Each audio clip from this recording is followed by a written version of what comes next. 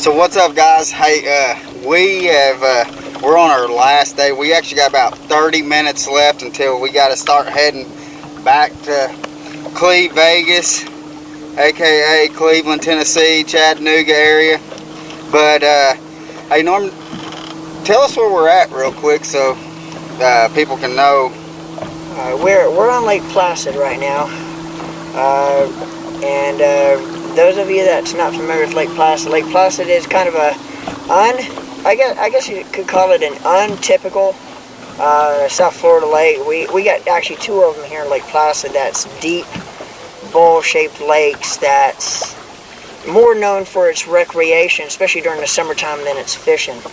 But it's actually one of the lakes I used to guide on, that and June. But anyway, that's where we are right now. We're on Placid. Like Colin says, we got about 30 minutes left before we have to start heading north. And I think we actually said before we started, 1:30, we got to get off the water. We both got to get back in the morning. We both got prior engagements on Monday.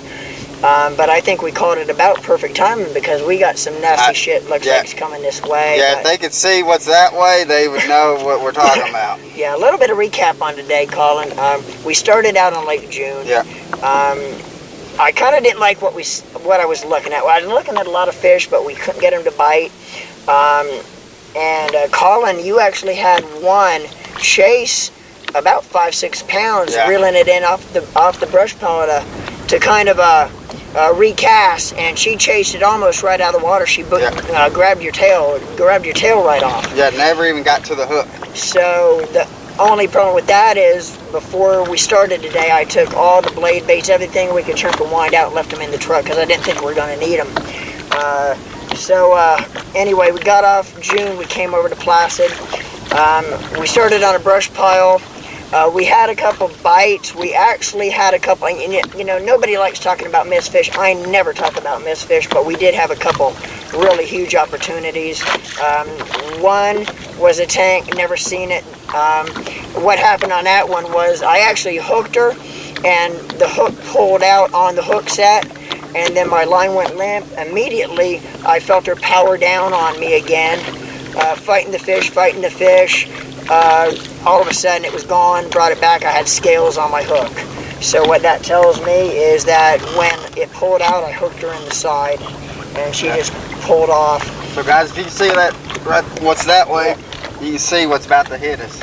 And the other one actually came out of the water, and that was a heartbreaker. We seen the fish. It was 7-8 pounds, and you know, it's just one of them things. Hook came out. Yeah. So again, we have 30 minutes to go. We're going to try to get on at least. We left that main area this morning. We are back on that area with about 30 minutes. We're going to try to see if we can finish the day here where we lost the 2 big ones earlier. And we're just going to plug along, guys. That's about it, Colin. What do you think? Yeah, real quick though, Norman. Kind of, if you don't mind, let's explain like what we're doing. Yeah, man. Right now, we're actually fishing a brush pile. Okay? But we're not fishing the brush pile. Does that make any sense? Well, maybe not. Maybe it doesn't make quite what. Let me explain to you what I'm talking about. These fish in this deep water, they're going to be on brush piles certain times of the day. And usually there's always going to be some fish on brush piles. But if you find a brush pile, those fish will also roam. What's called roaming. They will actually roam all around the outskirts of that brush pile. So there's days you will catch them on the brush pile. You don't need to leave the brush pile. You can cast and keep that Carolina rig right in the sweet spot all the time. Cast to it.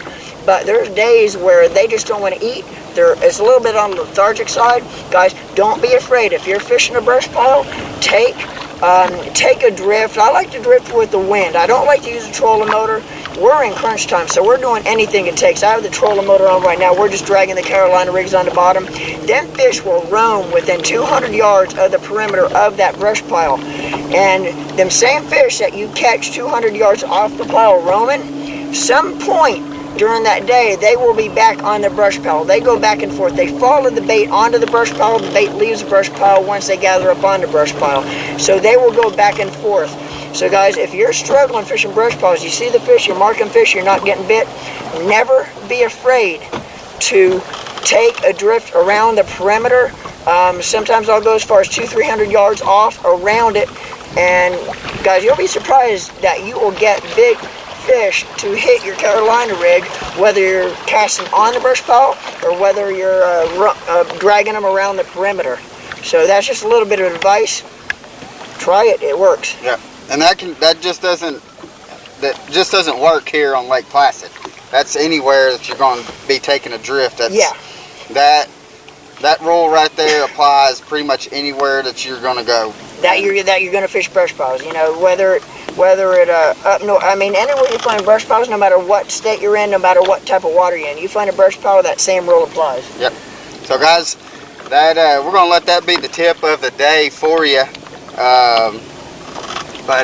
Again, we might need to be starting to put some cameras up, because it looks probably here in about 20 minutes we're going to have to be leaving and having to get rid of some dodging some rain. So guys, we hope you have a blessed day. Live the passion. And Norman, let's catch them later, man. Tight lines. We'll see y'all later, and hopefully we can put a follow-up video to this within the next 20 minutes and show one or two. But with that being said, we'll see you on the flip side. See you guys. Locally, I just drop them in and go with it, but I don't think we'll be doing that. Got it? Yeah, get your rod before it comes overboard. What's up, guys? Hey, Norman promised you a follow-up video. When we left you off, we had about 30 minutes left to go. We thought maybe about 20 minutes until we got rained on, which the fact of it is we only had about 5 minutes left, because that sucker come blowing in like a freight train. And when you got something blowing in like a freight train, Norman, this is what you get. Look at this. Look at this. Alright, guys. Heck yeah. You wind up coming up and you get a one of those Florida bass that you always like to see. Not as big as what we're wanting, but it's a solid 6-pounder right here, guys. Guys, a badonky donk, and we caught this one just like I told you. She was about 100 yards from the brush pile where our marker buoy was out. She was roaming out and about. I guarantee you, this fish right here, about an hour, 2 hours, maybe 3 hours, she would be back sitting on top of that brush pile.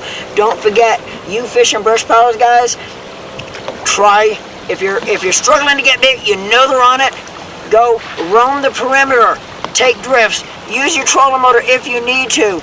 Guys, you'll catch fish like this. They roam and on the brush pile. They will be both places, guys. Check them out. See you guys.